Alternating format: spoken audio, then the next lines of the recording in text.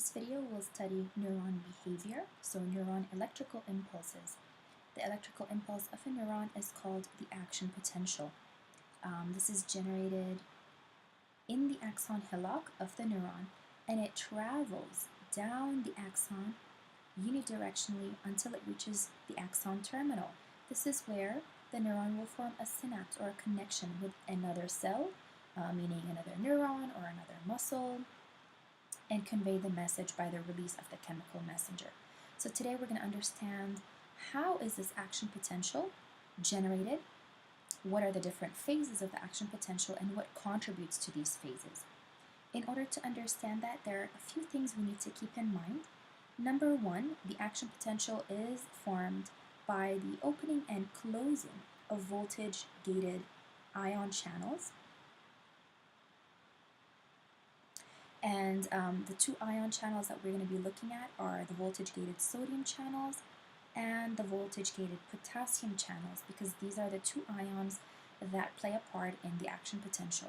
And then the second component or factor to keep in mind is that sodium is the major extracellular ion,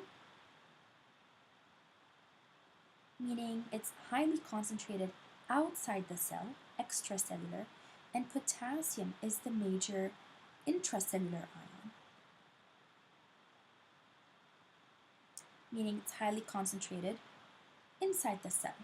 And so just keep that in mind, because when we look at voltage-gated channels and when they open, the movement of those ions are going to be down the concentration gradient. So if a sodium channel opens, it means that sodium is going to move down its concentration from the outside of the cell inwards. Potassium, when those channels open, potassium moves down its concentration gradient from the inside of the cell to the outside of the cell. Okay, so keep that in mind as we explore the different phases.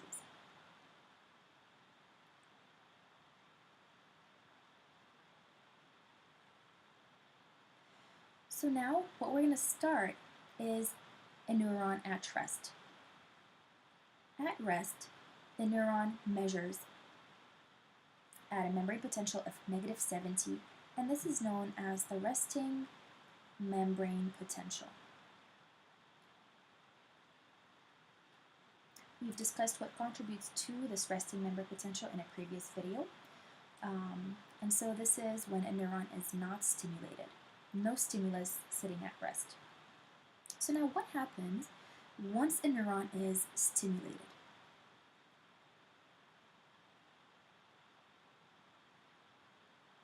Okay.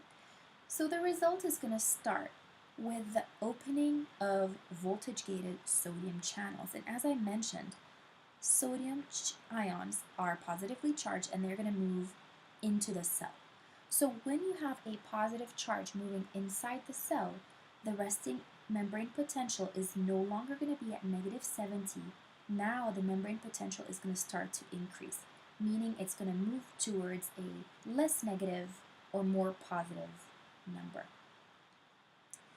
So as these sodium channels open, sodium is going to move in.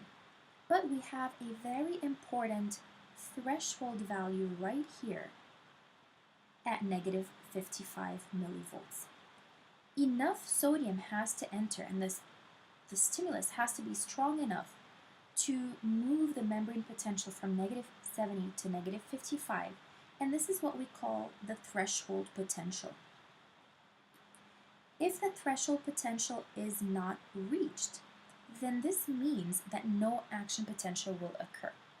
However, if the threshold potential is reached, then this is going to result in an upward movement of the membrane potential, triggered by the opening of even more sodium voltage-gated channels.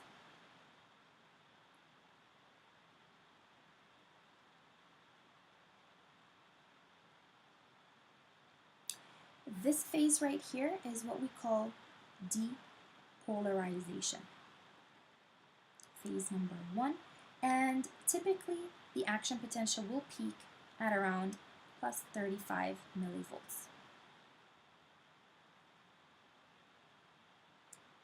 At this point in time,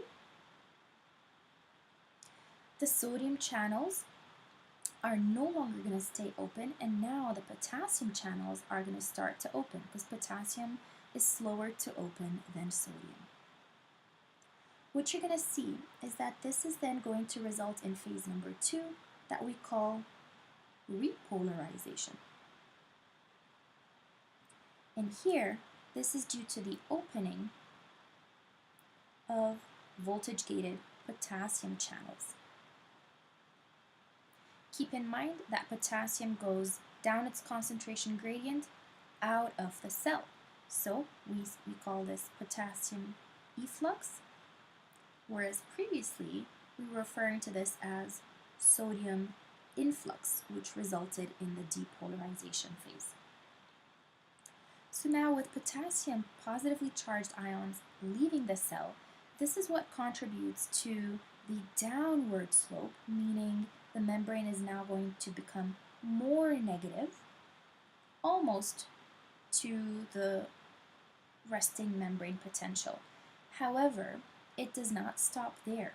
There is actually a phase, number 3, that we call hyperpolarization, in which the membrane potential dips slightly below the -70 to around -90 or -100 millivolts.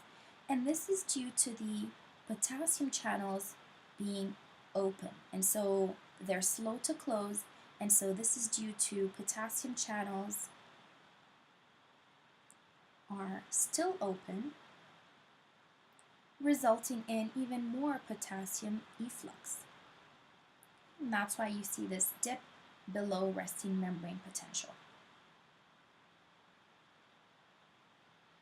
Finally, when the potassium channels then manage to close, resting membrane potential is now re-established at -70 millivolts, and now both channels, sodium as well as the potassium voltage-gated channels, are closed.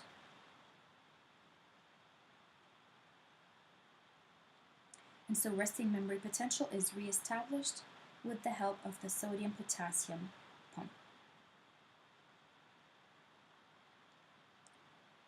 So now during this action potential and during these different phases of the action potential, it's important to note that there are some refractory periods that take place. From the depolarization all the way to the repolarization phase, right at which the membrane potential comes back to the -70. This phase right here is what we call absolute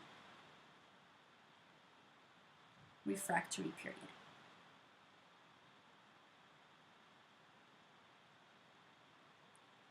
The absolute refractory period is the time at which no action potential can be generated.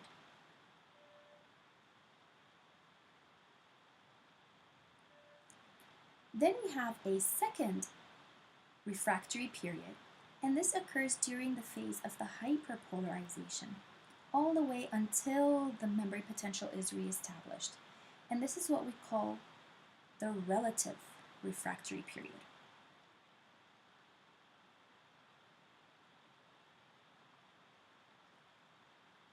During this time, you can generate another action potential in this neuron.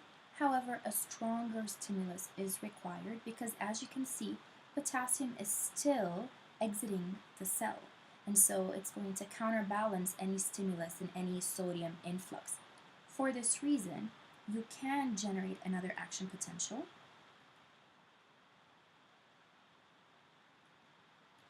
But you need a stronger stimulus.